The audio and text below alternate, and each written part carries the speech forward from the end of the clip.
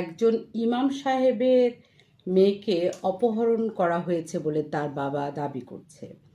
আবার কেউ কেউ বলছে যে মেয়েটা প্রেম ঘটিত ঘটনা ছিল, এজন্য মেয়ে পালিয়ে গেছে ছেলের সাথে। গাজীপুরের এই ঘটনাটাকে কেন্দ্র করে এটা কিন্তু একটা রাজনৈতিক দোলাচলের ভিতরে ঘটনাটাকে নিয়ে যাওয়া হয়েছে।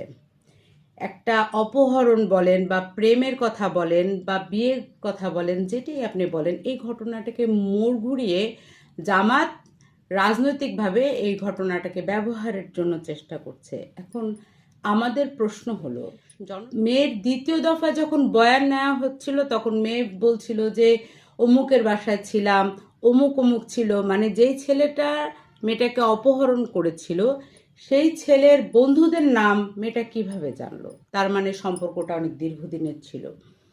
আর ইমাম সাহেবের জন্য আমার একটা প্রশ্ন হলো যে আপনি বলছেন যে আপনার মেয়ের পিছে এই বখাটে ছেলেটা অনেক দিন ধরে লেগেছিল, তাকে উত্ত্যক্ত করেছিল, তাহলে আপনি থানায় একটা জিডিও কেন করলেন না? এই ছেলের দোকান তো আপনার মেয়ের বাসার পাশেই। এলাকার লোকজন বলছে আপনার মেয়ে ছেলের দোকান থেকে বিভিন্ন জিনিসপত্র নিত, টাকা পয়সা নিত, তখন কেন মেয়েকে আপনি বাধা দেন নাই? আর আরেকটা প্রশ্ন হলো, যারা মাদ্রাসায় আসা যাওয়া করে, মাদ্রাসার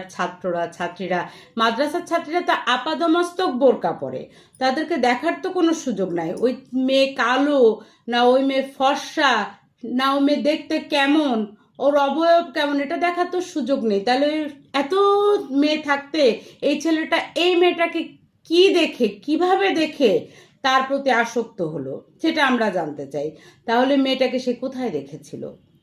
আসলে এই যে ঘটনা, এই অপহরণের নাটক তৈরি করে কাঁদছেন, আবেগ দেখাচ্ছেন, কিন্তু আমরা বলতে চাই এই ছোট ঘটনাটার সমাধান খুব দ্রুত হওয়া উচিত।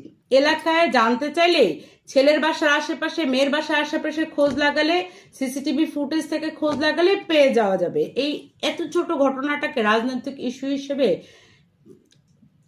ব্যবহার করার অপপ্রচেষ্টাকে আমরা ধিক্কার জানাই নতুন ধারা বাংলাদেশের পক্ষ থেকে।